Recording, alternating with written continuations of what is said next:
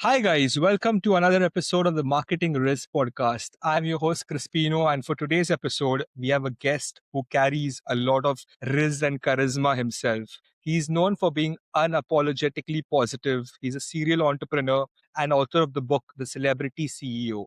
He has built and sold many businesses, a five-time entrepreneur, and an amazing motivational speaker, and hosts his podcast called The Rundown with Ramon. So, welcome to the show, Ramon. It is great to have you here with us. Hey, Crispino, thanks for having me here.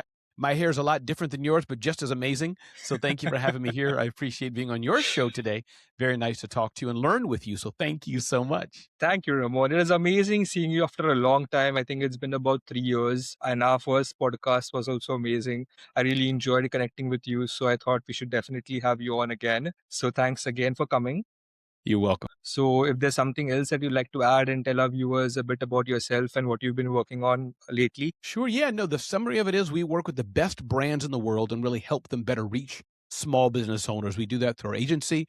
Our clients are Zoho, Bitdefender, VeriSign, and many others who we work with and really help them reach small businesses.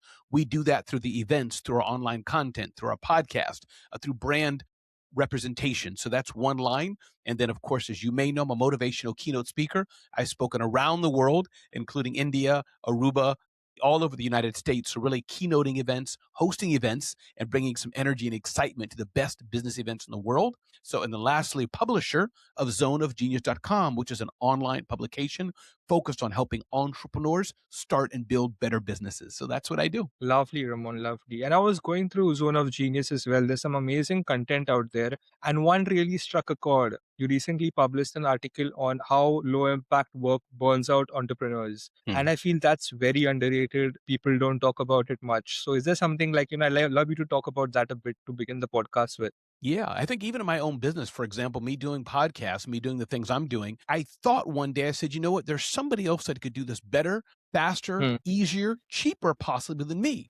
Because me doing this activity on the left, whatever the left side activity is, but an activity that somebody else can do better, faster, cheaper, leaves me space in my brain, leaves me space in my calendar that I can do things that maybe nobody else can do in this season or that I excel at. And that could be working with my clients, serving my clients, thinking about what's happening in the future, thinking about what does the event look like that I'm planning for the fall, things like that. So that's what it means. I think too many entrepreneurs, they really focus on things they should not do instead of focusing on things they should do. And let's remember, Crispino, there's a season. At one season, Crispino, maybe he has to vacuum the floor of his office. He doesn't have money to hire a cleaner.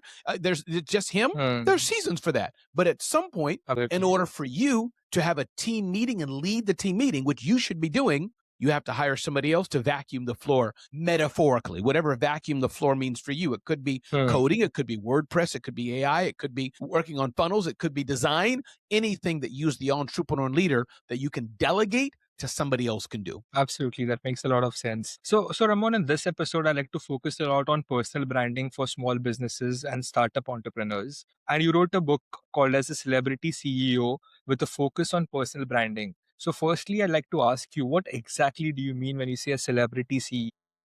Yeah, thank you. And celebrity CEO is a powerful concept. And what that really means simply is that as the CEO, as the entrepreneur, as the small business owner, you have the opportunity or you have the right, you have the ability, you can be well known in your market, well known in your city, well known in your town, well known in your specialty, in your sphere of what you do in your industry, well known. And so that goes to be the celebrity CEO of your industry. How can you be well known in that and not be the hidden secret? And people who want more information, it's all for free. They can go to celebritysceo.com and download. I have a book I've written, but you can get it for free at celebritysceo.com. So that's the principle of that, really. How can I be more known, well known in my industry and leverage my personal brand, my smile, my handshake, my business cards, my website, my videos, all powered, of course, by Crispino's team, AI and more. How can I do more of that to grow my business? Being the celebrity CEO, well known in my industry. Got it. So Ramon, you live by the motto being unapologetically positive. I Yes. followed your content now for over 3 years, and Thank you. always maintained that same level of energy. I follow your podcasts, with Rundown with Ramon, and I've seen your content, and you always have this high pitch or this high energy of you. That's really infectious. So how do you keep that? Like, how do you maintain that energy? What about when you're feeling low, maybe you're having a bad day? So how do you deal with those situations? Yeah, I'm feeling low. Oftentimes, you know what happens? I think we all have moments we feel low, we feel depressed. That's life. You know, I'm married 32 years. I'm not the best husband. I get dejected on myself for maybe a failing I did, or didn't treat my wife the way I should, or I have 2 adult children. I could be a better father this season, or I'm thinking, man, I could have been a better father when they were younger. Or it's business. You know, you thought a customer was going to sign up, they didn't sign up, or worse, they went to your competitor. So there's always ways you Mhm. feel down. But I think, Crispino, we all have a choice. And I often tell people we have a choice to be one of two ways. I can choose to be the thermometer in the room, and a thermometer sucks the energy. Thermometer receives the energy. Thermometer, if Crispino says, stop, Ramon, I'm sad. If Crispino says, yay, Ramon, I'm happy. So I'm fluctuated based on somebody else. That's a thermometer. But I encourage Mhm. people, we have the choice to be the thermostat in the room. We can be the person when I enter a room, I don't have to receive their negativity. I don't have to receive what they're getting out. I can change the temperature. Now, we need to be empathetic. If Crispino tells me, hey, Ramon, my little boy, he fell down learning how to ride his bike. I'm sorry to hear that. You can want to be human. You want to be empathetic. But this Yeah. doesn't mean I have to let too much negativity, too much badness go on me. I can choose to change the temperature, to change the energy level in any room that I'm in. That's amazing. So, Ramon, I've also seen like you build an amazing personal brand, and that's what your content mainly talks about. And you live and breathe what you preach. So, at what point did you realize that personal branding is important, and how did that change your approach towards your audience? Yeah, in 2019 is when I wrote the book and Celebrity CEO when it came out. But it's been a journey for me to realize, even for myself, the power of my own personal brand. Now, my North Stars, people who I look up to, people like Stephen Bartlett of Diary of a CEO, or you have Kevin Hart. He has his whole media company based on his brand. You have Steve Harvey, another person based on his brand. You have Hala Taha, amazing podcaster. I look to these people at wow, that gives me inspiration. And I'm realizing more and more, I don't have to hire or have Simon Sinek or some famous person to be at my events to be a success. No, Ramon Ray has thousands of people who follow him. I'm on the podcast with Crispino. Crispino sought me out. What an honor that is. So for me, realizing, and this is not just for me, but Crispino can do it. This is those listening to us. You, hey, I'm talking to you. You listening to us right now. You have the opportunity. You can be your own brand. And so that's the journey I've realized now, Crispino, in fairness, it may not be for everyone. You have staff, right? Mm. Your staff are there to serve your company. They can have their own brands, but you know what I mean. So everybody doesn't have to go that route.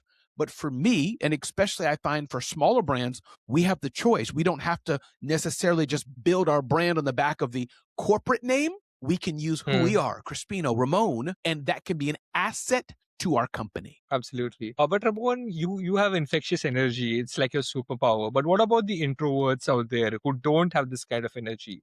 So do you think this kind of business riz is important in today's world, or you can also do well if you don't have that energy in you? I love the question. What about those who are introvert? Those who are maybe don't have that, they're not going to be perky and pick up and be the first to raise their hand. I get it. The beautiful thing about introverts, there's room for them in the world as well because their energy is different. Maybe they won't be the ones to be seen first. I get it. I'm the rah, rah, rah, the class clown, as it were. But for the introvert, here's what you can do. Let's say Crispino's your client. You can still follow up. You can still let Crispino know that you care. You can still remember Crispino's auntie's birthday. He told you in passing conversation, my auntie's Mm. having a birthday, so I won't be here this weekend.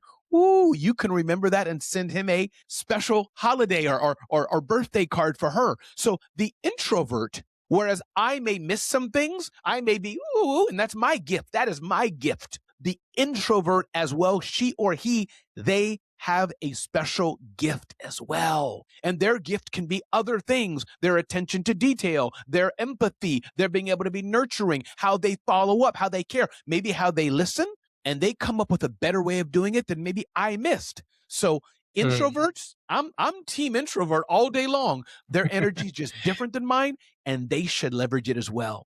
Got it. So, Ramon, do you think personal branding should be intentional and strategic, or it should be raw and unfiltered? Yeah, I like the intentionality. I think overall it's good to be intentional. But here's what I don't like, Crispino, is I don't want people to be fake. I don't want somebody to look at me or you and say, oh, I need to do what Ramon's doing. Oh, I need to have a cool shirt like Crispino has. No, no, no, no, no. That's his brand. That's my brand. So my point is, I think, yes, there's a bit of intentionality. You and I made intention to be on the show today. Most likely, you're going to use this content intentionally to share with your network and build your own brand, correct? To get customers. Hopefully you will share this with me. I'm going to share it out, tag you. So you see, I'm letting people know this is the game we're playing. It's with intentionality. It's not bad. This is what we're doing. We're in business, me and Crispino. But the part about that's not intentional, who knows who will see it? Who knows who won't? Who knows 3 years from now, somebody will see this discussion and be like, man, I would love to have Crispino and Ramon on my show together. See what I mean? So the intentionality is good, but I also want you to wake up in the morning smelling the flowers. Wake up in the morning, just let it come my way. And how you show up, introvert or extrovert, it will naturally blossom. And the seeds that you've planted day by day by day will start to mature and grow. That's lovely. That actually makes a lot of sense. And yeah, the way you gave it out in an example does resonate. So I'd like to ask you a question, Ramon. I worked with a lot of startups. I mentor them for marketing. So a lot of them feel that they are not having a product or a service that they can market, right? So say someone's having something in finance or a boring SaaS product. How could they go about becoming a celebrity CEO? I love it. Two things. Let's take the boring SaaS product. And of course, it's not boring to them, but I know what you mean. It's a back-end accounting tool, something that doesn't have, reels, AI powered on AI, and we flip up and down and pixie dust squirts around the screen. It's just, every $1 million, we take 1% and safeguard it. Okay, so here's how to do it. A few things. One, find the people who that is exciting for, right? This thing called MCP and I think it's MCP with AI and API calls and all these, right? That's geek backend API stuff. calls. Yeah, that most people don't care about. But man, to which you do the AI agent world and deep coding, that's exciting. Find the people who what you do is exciting and find the people who what you do is a necessity. That's number one. Number two, I encourage people, Crispino, go 1 or 2 levels up than what you're doing. Taking the boring product. I have a water bottle company. It could be technology, right? The things you do, boring. And we're saying boring in a fun way, but it's kind of boring. Guess what? Crispino or Ramon can make it exciting. Hey, everybody, my name is Crispino.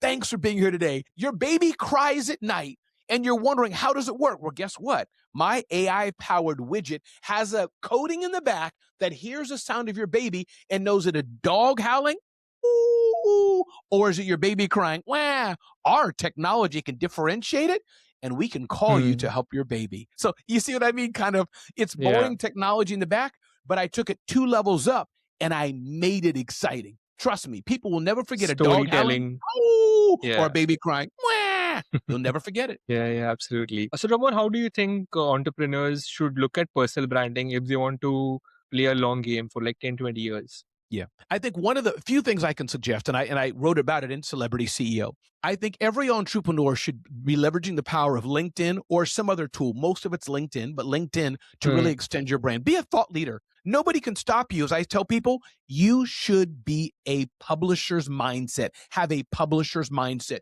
Nobody can stop you. Don't wait for the New York Times, Times of India, Wall Street Journal, The Economist. Don't wait for them to pick you. You publish your own thought leadership. That's one, thought leadership. Number two, maybe in addition to LinkedIn, maybe you're giving yourself a Substack account or something like that. That's number two. Easy, you can do. Number three, follow what Crispino's doing.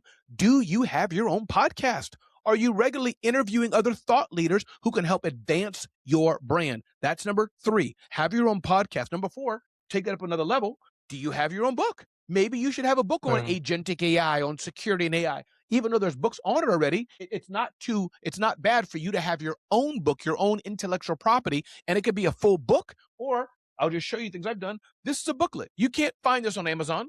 I did this myself. I just hired a designer and I said, hey, let's do this. Put this on some online printing place. And I ordered 100 copies. It doesn't have any barcode or it's not fancy. So those are 3 things I can go on. But I think A, post on LinkedIn. 2, consider some sort of an email newsletter, Substack, Beehive, something like this. 3, publish your book. And 4, work with Crispino. This aspect of AI and agents and automation, man, you're probably wasting half of your day doing things that the agents can do it for you. And there's nobody better to help you with it than my man right here, Crispino. Thanks, Ramon. Thanks for the shout out. Appreciate it.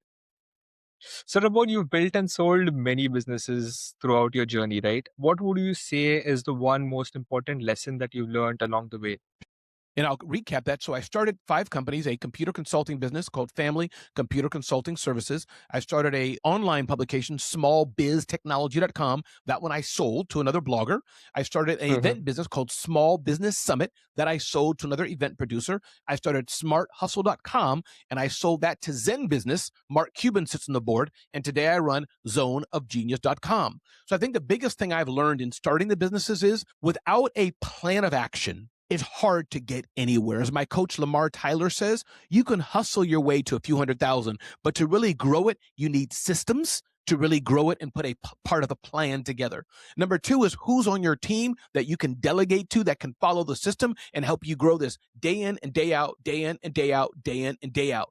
And I think 3, enjoy the journey. Enjoy the journey as you're doing it. And lastly, I will say, here's the thing also, understand, Crispino, as I know you know, the game of business. Do you know a bit about money and financing and cash flow? Do you know this? Do you know marketing? Are you focused on who's my customer, who's not my customer? Things of this nature. Are you aware of this? Do you know about sales? How can I close and make the sale? These are some things that you should understand and you should know. Absolutely. So say, Ramon, let's give you a hypothetical situation. Suppose tomorrow you wake up and you lost everything that you had and you have to start from zero. What would be your first plan of action? How would you go about it? You have about $1,000. If I was from a position of poverty, like a position of I need money, I need something tomorrow, I would probably call people I've worked with already, be honest with my situation, and say, what can I help you do for the next 30 days? For example, you, Crispino. If that happened to me, yo, Crispino, listen, I'm in a jam, and I'd be honest. I'm in a jam. I don't have any money. Can I please do something with you that will help you that you need, assuming you're from a position of strength, and can you help me out? And can you pay me in advance and I'll never forget you? So I'd say, Crispino, listen, let me help you launch a webinar. I need you to pay me up front. It may not work, but please let me help you launch a webinar series.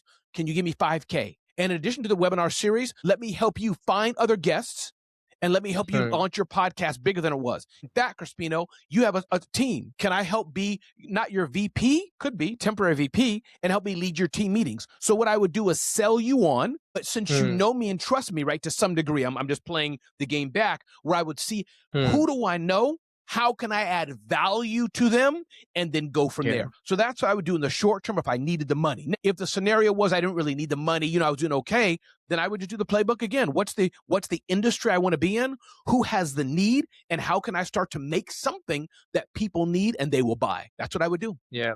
I think the most important thing, the message of your answer to that is don't really have a big ego, but be ready to call up some people if you need help. Right? Yes, correct. Absolutely. Yeah. So Ramon, I'd like to ask you, have you used AI so far? What's your encounter with AI been like? I love it. I thought you were AI. Are you a real person? Wait a minute, Crispino, is that you? No. Nah. No, I love AI. That's a bot. Yeah, that's a good bot. If you're a bot, woo, that's $1 billion bot. Elon Musk is going to buy you today. But no, I love AI. I think it's powerful. It's a game changer. It's a force equalizer, a force multiplier. Yes. Do you have to be secure? Sure. Are there people who've used it incorrectly and have harmed themselves? Sure. Can you put bad pictures of Crispino, put the right prompt and say, hey, make Crispino look crazy? Sure. But listen, this happened with electricity. This happened when the car first came out. This happened with the steam engine. This happened with all the inventions we have when computers first came out. So AI is a game changer, for just basic research. That I think we all know for research. Number 2, AI is a game changer for the work it's doing. The agentic side of AI, whether it's something on your computer or not, it's growing. And my best thing is that for startups, leverage it, learn it yourself, but then lean into people like Crispino's agency who can 10x do it for you. The book I gave an example. Yeah, I did some of it myself, but after a while I handed it off to a team who did the rest for me. This is how I see also AI is working. You business owners, you founders, understand it, but then get a good partner who can help you get more out of it. Any AI tools that you're using currently, Ramon? The major ones. I mean, I had been testing them all. Gemini, Claude's from Anthropic, ChatGPT from OpenAI, Microsoft Copilot, Zoho, Zia has some great tools. So I think they're all great. My go-to today is OpenAI just because I started with it, but all the tools right now are equal. And I think the basic end of the tool is, what company do you trust? What services are they providing for you to use? And how secure are their back end to what you're doing? Any favorites that you got? Nah, no favorites. What about you? Do you have any? And the reason I don't have favorites, because I think right now they're all, I think, but you tell me, you're the expert. They're all kind of sort of equalish. Like the more and more you use Gemini, it's going to know who you are. The more and more you use. So, and it depends on what you're doing. It depends on what you're doing. But for me, I only OpenAI use it because I'm just in it all the time. But I think Zoho Zia is amazing because it helps you know the data inside locked in your company. So Zoho Zia is one of the best tools it's doing that helps you unlock what's inside. And that's, of course, what Anthropic, I saw a headline today, they're getting an enterprise sales, Microsoft Copilot integrated, I'm sure, in amongst their whole office. Google Gemini, right? We have Google Docs. That's Gemini's built-in. You have tools like Zoho, which is one of the leaders in this as well. So they're all, I think, in a neck-and-neck race. That's what boils down to, which company do I like? Which company can serve me best for the long term? Yeah, that's true.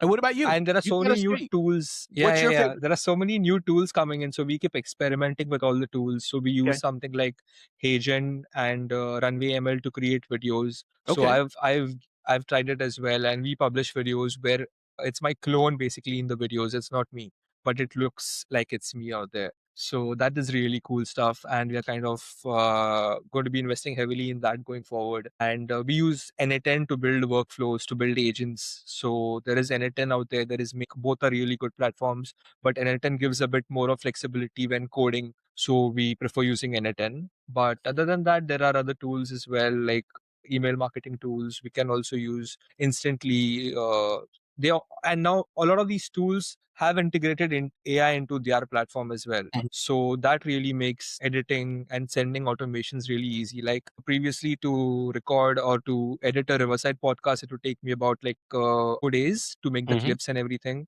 A person had to sit on it and do everything. But now the AI of Riverside does that for you. So it gives you the best bits. It gives you the timestamps. So that makes life a lot easier. So yeah, there are many tools that we use.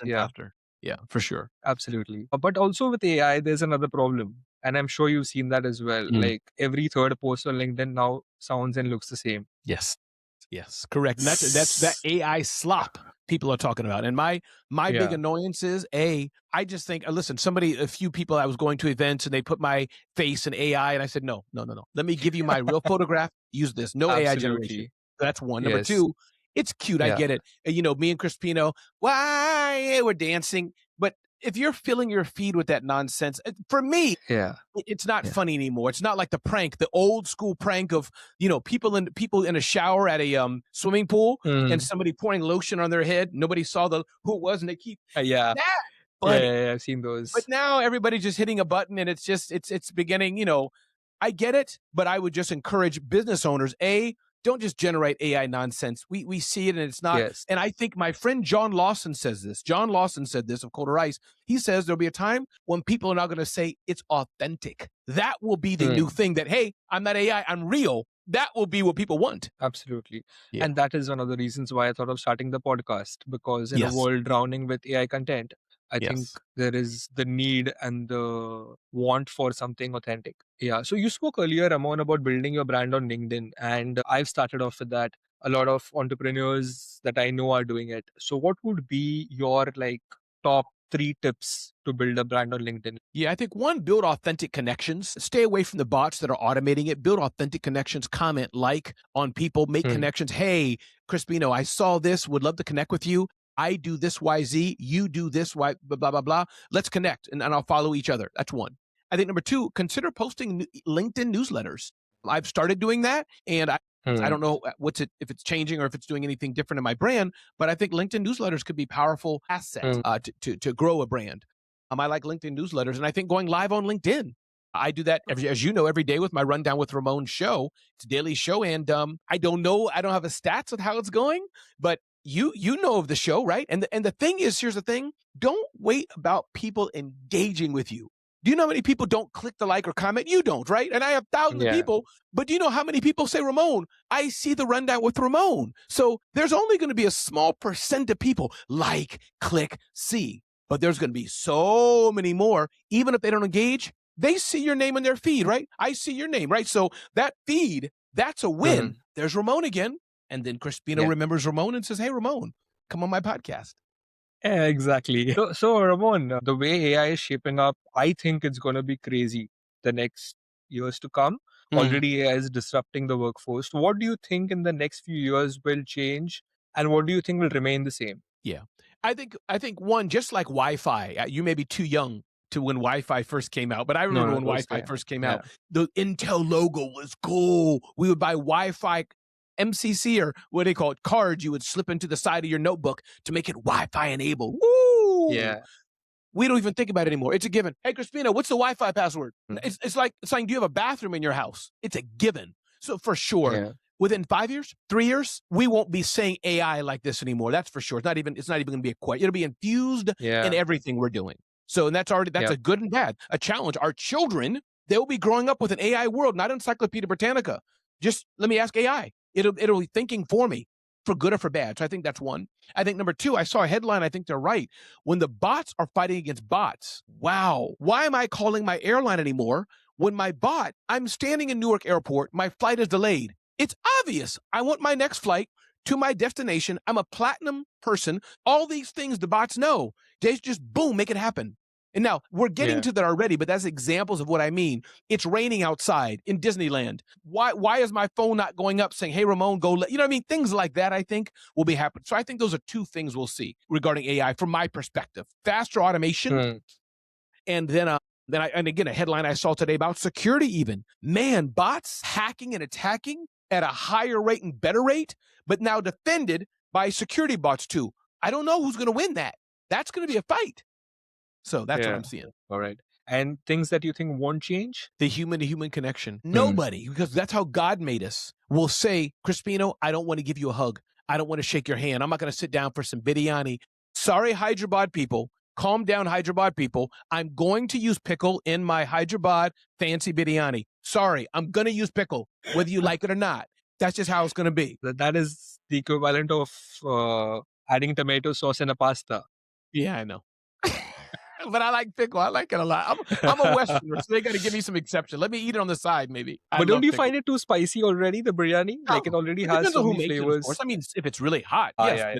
But I just like the taste of pickle, not really for the spice. I just like the taste, So fair enough. Lemon pickle's my favorite. Lemon pickle, things like that. Yeah. I love mango pickle. Yeah. All right, Ramon. So that was amazing. We got a lot of clarity, a lot of questions that I had personally got answered in this session so far. So for this segment, I call this the overrated and underrated segment. So here I'm going to give you a few topics and you got to tell me if they're overrated or underrated with the reason for your answer. Okay. Sounds good? Let's get started. All right. First, influencer marketing in 2026. Underrated. Why? I just think influencers, the human connection is going to be more popular. There's a lot of crazy idiot ones, but I think you find the right influencer that has good engaging, they can represent your brand very, very well. So I think it's underrated. Absolutely. I agree with you on that. Meta ads. What is it again? Meta ads, yeah. Meta ads, I think overrated. Overrated. What do you think? Exactly, overrated. I think there's a lot of scrollers and not very high intent audience that comes in because of meta ads. So it's burning your money. It's there, but you'll find the occasional high quality lead, but more often than not, it will be not very high intent users. LinkedIn newsletters. I think they're going to grow. I mean, you have Substack, you have Beehive and others that are popular, but I think LinkedIn newsletters, I think it's a lot of noise, but I'm sure enough people are not using it to the degree they could be. So I think it's underrated. Short form videos like Reels and YouTube Shorts. Overrated. It's what we have to do. We should do. We have to do it. Yeah. And my YouTube is growing. I just think, I hope it gets to be underrated because I'm tired of watching them. So, but I agree with you. You have to do that, right? Yes. Yes. Yeah. It is a necessity. So when I said overrated, I just mean it's like, really? It's just. Fair enough. Email marketing. Underrated. Still underrated for sure. Not enough people. Yeah. That's why I said overrated is the e-reels and all that. Underrated is the email marketing. That's just my take. Absolutely. No-code tools, automation, AI automation. Underrated for now. I think no-code tools, there's a lot of buzz and a lot of headliner, and you know this better than me, but because I'm not a coder at all. But from what I'm seeing, it's opening up the door for a lot of people to do new things. So I think Yeah. it's still underrated, but I think it will, like it'll go along the path of AI where we'll all be Yeah. doing it soon. But what do you think on that one? Because Well, you're the expert. I'm a live example of that. I've kind Yes. of pivoted my career into no-code tools and automation, and I Yeah. love it. And I Love it. think, yeah, there's also while there's a lot of demand and requirement for it, there's also a lot of uncertainty and uh, false demand where the person or the client I'm dealing with does not really require it but wants to do it because everyone else is. Then I have to go down and tell them, hey, listen, you don't need this right now. Maybe you need is a simple email automation or a simple WordPress website and not a vibe coded website. Like I recently met a client who told me, hey, I've heard vibe coded websites can be built. Can you do that for my, she has like this, what do you call it? Like a playbook for kids. So I was like, you don't really need a vibe coded website. She's like, no, it sounds cool. My cousins told me. And I was like, yeah, it sounds cool, right? But you don't need it for you right now. It's not your necessity. So I think there's a lot of noise where there has to be some kind of like a lot of more information. The clientele has to get a lot more information to basically make a decision. What about hiring agencies as compared to building your in-house teams? Oh, I think both can work. I mean, so that's not an underrated or over. I think it depends if I can use that, if I can go there. But I think hiring agencies is a game changer. I mean, that 10X's any brand. So absolutely, you find the right agency, it lets you focus on what you want to focus on, and the agency can serve you. So I love it. I mean, building your own teams, there's something for that if it's your core competency, if you have the money, if you've thought about it. But in general, to grow to the next level, hire it out, hire it out, hire it out. You focus on the customer, focus on sales, focus on the marketing, focus on getting closer to the customer, the vision, especially for a smaller firm, and work with an agency at a competitive price. I'm not saying talk them down, but they need to make a profit. They need to, you want them to succeed. But I think an agency, I'm all in for agencies. Absolutely. Got it. But at what point does a startup or a business make the switch from an agency to building a team in-house?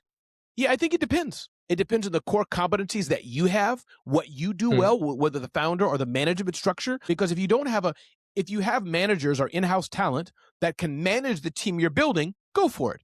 But if you have one person and they're kind of an AI enthusiast, asking them to build a coding team, it's not going to work. So that's where the balance are. What strengths do you have? What do you want to invest in? What do you want to take the time to do? And you may want to do it, whatever else you don't have, outsource that. Let's say in my case, as a publishing company, events, we do 1 or 2 big events a year. I don't need to hire an events team on staff. I can outsource that easily to an event company. Let's say editorial, we do editorial daily. I need 2 or 3 staff members that are on my team directly that I'm not going to outsource. You take a look at something like maybe design, that's something I could outsource. Or AI is a good example. I know AI, but as I want to dabble and do more, I'd all day want to outsource AI development because it's such a detailed competency. I don't know if I need to bring that in-house. So yes, it depends on the size of your company, what you're doing, where you're trying to grow. Absolutely. That was beautiful, Ramon. As always. Ramon, I've had an amazing time in this podcast connecting with you. It's been great to be here. It was lovely, yes. And yeah, I mean, you've not lost a beat. I mean, if anything, you've just matured as fine wine and you've just gone better. Your answers, your responses. Likewise. I'm sure a lot of my audience would benefit a lot from hearing this podcast. I appreciate it. Well, it's been good. Thank you for having me here. Thanks for enabling me to share with you, and anytime call. And I wish you, Crispino, all the best. And those listening, check out what Crispino is building. Check out what Crispino is building. He does good work. And those who want to connect with me further, you can just see me at zoneofgenius.com, zoneofgenius.com. Thank you so much. Thank you, Crispino.